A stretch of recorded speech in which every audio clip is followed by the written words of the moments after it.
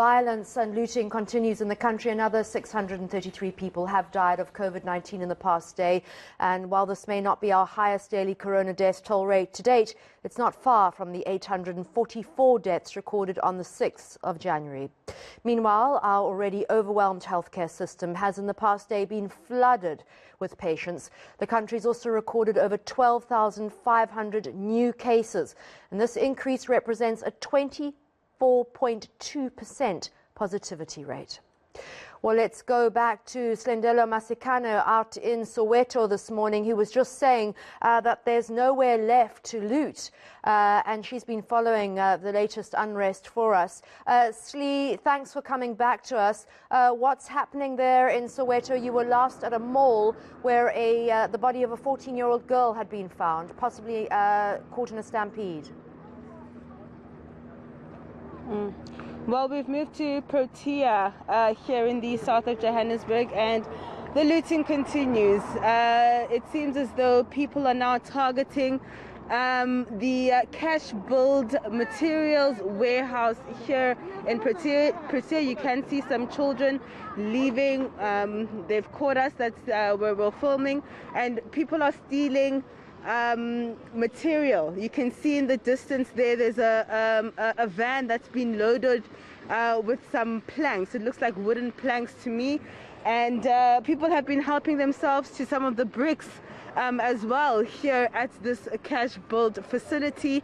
And so we're seeing the looting just continuing unabated. There are absolutely no police officers here at this particular area where I am, and the police station is not very far from this particular shopping center, the Protea Gardens shopping center. We will be moving further down to one of the other shopping centers where we understand the looting could possibly be continuing there, and it seems as though people just want to clean these places out no matter what's left. You know, I'm seeing women coming with shopping bags and just coming to help themselves in whatever way they can. So it just seems as though the situation is not coming under control. We are seeing some law enforcement officials here and there. We do know the soldiers have been deployed to some of the health facilities here in the area. However, when it comes to the shopping centers, those have still been left to their own devices, where people are just really doing anything and grabbing anything that they can. Slee, there's almost a sense of calm in the looting. Do any of these looters have a sense of shame or embarrassment, or even acknowledgement that they're committing a crime because there are no consequences, seemingly?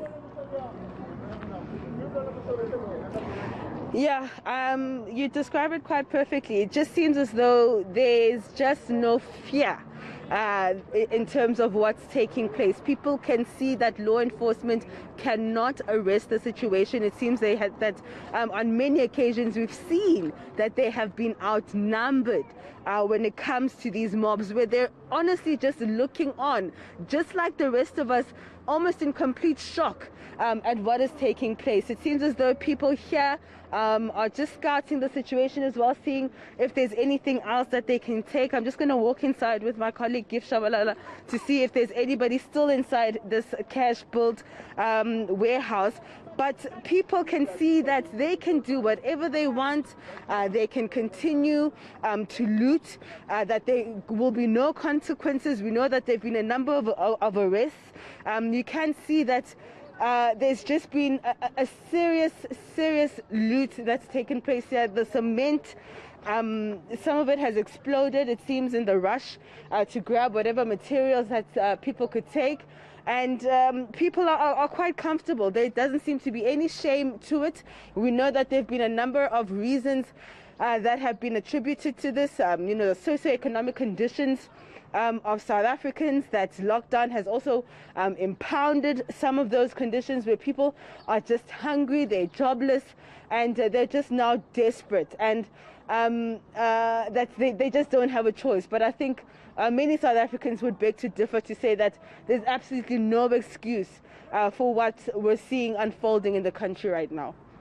Slee, before you go, are any of the looters saying, free Jacob Zuma, or we're doing this because we're hungry? Are they giving any reasons for, or any political motives for their actions?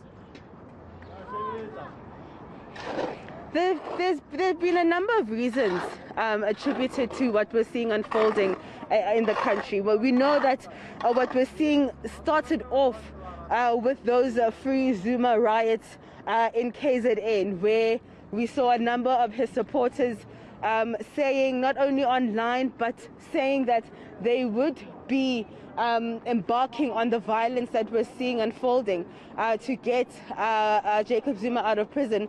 But what we've seen is that there have been suggestions that this is now organized, that there are criminal elements that have taken over, and that also we're seeing possibly the infighting within the ruling party really just playing itself out, and of course ordinary South Africans now suffering those consequences. So what we're seeing right now is a development, but it's something that has been that has been suggested to be going to happen for some time now, way before the looting even started, which is why I think we're seeing a lot of the criticism against law enforcement as well as intelligence in terms of why they could not stop this. We saw a number of people online inciting violence, suggesting to people to go and be lawless, you know. And so I think right now, once again, all eyes are back on law enforcement to see if they can actually arrest the situation. We're seeing suggestions around possibly a state of emergency being suggested, that it should be implemented, but I don't think people understand exactly what the consequences of that could be. So if law enforcement does not arrest the situation, who knows what this situation right now could lead to. As you can see, the looting just continues. Silindelo Masikane, thank you so much there in Soweto. And it seems to me, Taps, that perhaps we shouldn't be surprised at what's happening, that perhaps with poverty, inequality, racial tension, this was just, we were just a powder keg waiting to explode, and all those tensions have filtered up to the top and exploded under a so-called legitimate cause, which, as we know, is not legitimate at all. There's so many layers to this story, though. There are those layers that you've just mentioned, but there are some people who are just being opportunistic. We've seen people, there's been visuals of people looting supermarkets and carrying the stuff they've looted back to expensive German luxury vehicles. So there are some people who are just criminal elements and just using this opportunity to go out there and cause mayhem. There's the socio-economic problems that you've just highlighted, and there's so many other layers to it. It's so difficult to unpack. And the racial tensions, that keeps on bubbling up under the surface, and it's coming out more and more as we're getting reports on social media, and that for me is and xenophobia, which is really a concern. It's just this absolute Molotov cocktail of just anger and violence, poverty, inequality. It's all coming together.